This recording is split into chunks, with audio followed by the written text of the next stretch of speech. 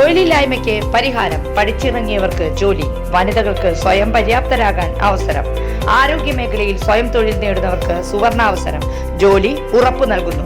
First aid and practical nursing, lab technician course, pharmacy assistant, Ayurveda Panchakarma OT technology, dialysis technology എന്നിവയിൽ 26 വർഷത്തെ സേവന പാരമ്പര്യമുള്ള Sreekrishna nursing institute, Kuruvila dental ആശുപത്രിക്ക് സമീപം, bypass road, Ottupara, Vadakkanchery.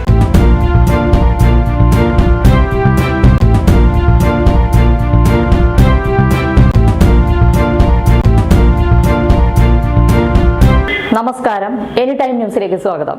108 ambulance ജീവനക്കാർ ഇന്നു മുതൽ പരോക്ഷ സമരത്തിലേക്ക്. എല്ലാ മാസവും 7-ാം തീയതിക്ക് മുൻപ് ശമ്പളം നൽകുമെന്ന ഉറപ്പുകൾ ലംഘിക്കപ്പെട്ട സാഹചര്യത്തിലാണ് കരാർ കമ്പനിക്കെതിരെ ജീവനക്കാരുടെ സമരം. CITU യൂണിയന്റെ നേതൃത്വത്തിലുള്ള ജീവനക്കാരാണ് സമരത്തിലേക്ക് നീങ്ങുന്നത്. ഒരു ആശുപത്രിയിൽ നിന്നും മറ്റൊരു ആശുപത്രിയിലേക്കുള്ള IFT കേസുകൾ എടുക്കാതെയാണ് പ്രതിഷേധം അറിയിക്കുന്നത്. എന്നാൽ അടിയന്തര സർവീസുകളായ റോഡ് അപകടങ്ങളിൽ പരിക്കേൽക്കുന്നവർക്കും വീടുകളിലെ രോഗികൾക്കും കുട്ടികൾക്കും സേവനം നൽകുമെന്നും ജീവനക്കാർ പറഞ്ഞു. 2019 മുതലാണ് എല്ലാ ജില്ലകളിലും കനിവ് 108 ആംബുലൻസ് പദ്ധതിയുടെ പ്രവർത്തനം ആരംഭിക്കുന്നത്.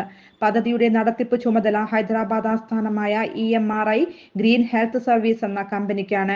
2019 സർവീസ് ആരംഭിച്ചത് മുതൽ ജീവനക്കാർക്ക് ശമ്പളം നൽകുന്നതിന് ഒരു കൃത്യമായ തീയതി നിശ്ചയിച്ചിട്ടുണ്ടായിരുന്നില്ല. എന്നാൽ 2021 തുടക്കത്തിൽ ജീവനക്കാരുടെ യൂണിയന്റെ സമ്മർദ്ദ ഫലമായി എല്ലാ മാസവും 7-ാം തീയതി ശമ്പള വിതരണം ചെയ്യാൻ തുടങ്ങി. എന്നാൽ ജൂൺ മാസത്തെ ശമ്പളം ഇതുവരെ നൽകാത്ത സാഹചര്യത്തിലാണ് ശമ്പളം ലഭിക്കുന്നതുവരെ ജീവനക്കാർ പ്രതിഷേധത്തിന് ഒരുങ്ങിയിരിക്കുന്നത്.